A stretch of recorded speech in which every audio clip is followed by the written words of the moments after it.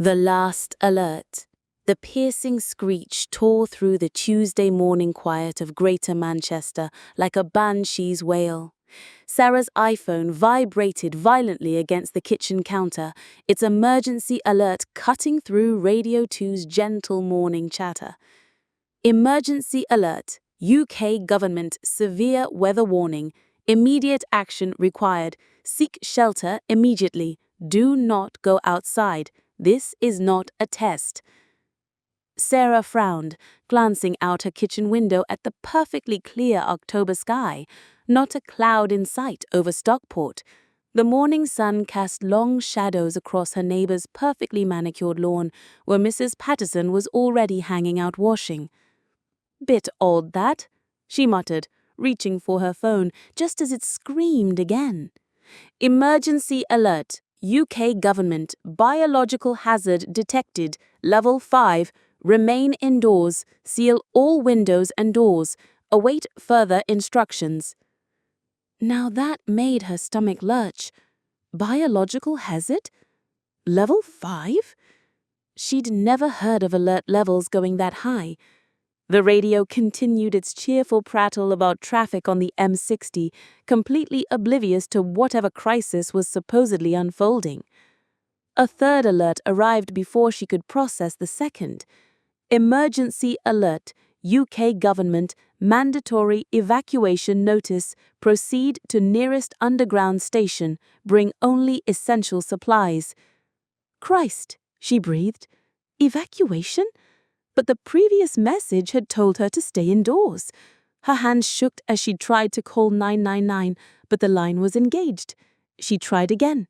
Still engaged.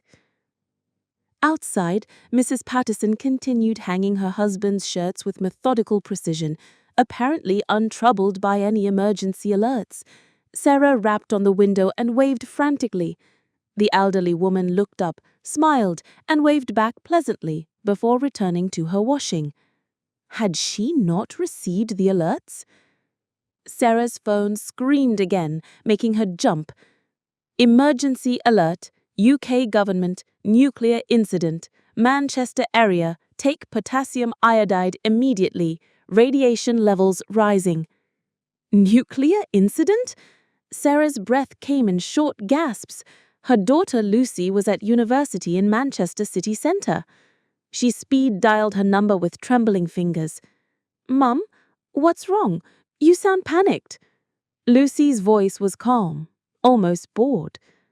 "Lucy, love, are you getting the emergency alerts? There's been some kind of nuclear incident." "What alerts? Mum, I'm literally sitting in a lecture theatre here. Everything's normal here. Are you feeling all right?" Before Sarah could respond, another alert screamed through. Emergency alert. UK government. Hostile entities detected. Do not trust anyone claiming to be unaffected. They are not human. The phone went dead. The line to Lucy was gone. Sarah stared at the screen in horror. The message was still there, glowing malevolently. They are not human. What did that mean? Who were they? And why wasn't anyone else receiving these alerts? She tried the radio again, turning up the volume. Still just normal morning programming. No emergency broadcasts, no interruptions, nothing about nuclear incidents or biological hazards or hostile entities. Her phone buzzed with a text message, not an alert this time. Just a regular text from her neighbour next door. "Morning, Sarah. Noticed you at the window looking distressed. Everything all right?" She looked across to Jim's house. There he was in his front window, mobile phone in hand, watching her with what she'd always thought was a friendly smile. But now, in the wake of that last alert, something about his expression seemed wrong. Too wide, too fixed. His eyes didn't seem to blink enough. Another emergency alert shrieked. Emergency alert. UK government. Final warning. Trust no one. The system has been compromised. They know you've seen these messages. Her blood turned to ice. They know you've seen these messages. How could anyone know what messages she'd received on her personal phone? She peered through the curtains again. Mrs. Patterson had stopped hanging washing and was staring directly at her house. Her pleasant grandmotherly expression had vanished, replaced with something blank and predatory. Jim was still at his window too, no longer bothering to hide his surveillance. Across the street, more neighbors had emerged from their houses. Mr. Chen from number 47, the young couple from 52, the teenager from 38 who'd never usually surface before noon. All of them standing in their gardens or at their windows, all of them watching Sarah's house with that same empty, hungry stare. Her phone buzzed again, but this time it wasn't an alert. The sender was listed as system error. Sarah, you weren't supposed to receive these. There are only a few of you left who can see the truth. The emergency alert system was hijacked months ago. They've been using it to identify the immune.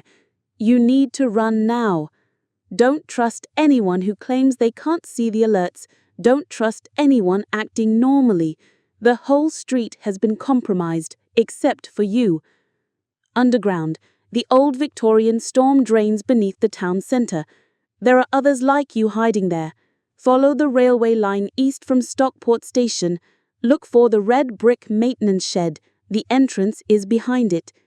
Destroy your phone after reading this. They track through the emergency system. You have maybe 10 minutes before they come. Her hands shook so violently she could barely hold the phone. Through the window she could see her neighbors beginning to move. Not walking, gliding. Their feet didn't quite seem to touch the ground properly, and they all moved with that same unnatural, synchronized rhythm. Mrs. Patterson's head turned 90 degrees to the left without her body moving, maintaining eye contact with Sarah's window like an owl tracking prey. The teenager from across the street opened his mouth, and something that definitely wasn't a human voice began to emit a low, harmonic drone. The others picked it up, creating a thrumming resonance that made Sarah's windows vibrate. She grabbed her coat and keys, shoving her feet into trainers. The droning grew louder now, as if the whole town was singing in that horrible harmony. Through the kitchen window, she could see them all walking towards the house now, still making that horrible sound. Her front door was solid wood, but she didn't fancy her chances if they all reached it together. She had to go out the back. She switched off her phone and smashed it against the kitchen tiles, stamping on the pieces for good measure. The screen flickered and died just as one final message appeared.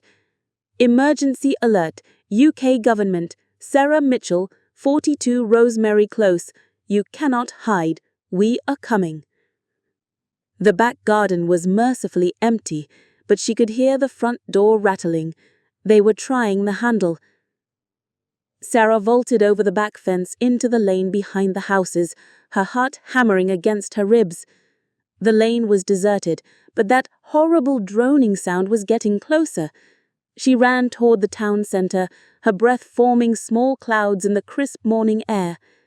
Behind her she could hear other sounds now, windows smashing, doors splintering, and underneath it all, that synchronized humming growing stronger. As she reached the main road, Sarah risked a glance back.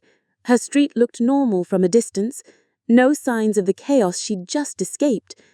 But she could see figures moving between the houses with that same unnatural gliding motion, spreading out, beginning to search. A bus pulled up at the stop ahead of her. The driver smiled pleasantly through the windscreen. "Morning, love. You all right? You look like you've seen a ghost." She almost got on the bus. Almost. But there was something about the way he said it. Something about his reflection in the wing mirror didn't quite match his face. She backed away from the bus. "No, I'm fine, thanks." The driver's smile never wavered, but his eyes followed her as she walked away. In the reflection of the bus windows, she could see passengers' heads all turned toward her, all watching, all wearing that same empty smile. The railway line lay ahead. Sarah broke into a run. Behind her, the bus pulled away from the stop, and every single person on the street stopped what they were doing to turn and watch her fleeing figure.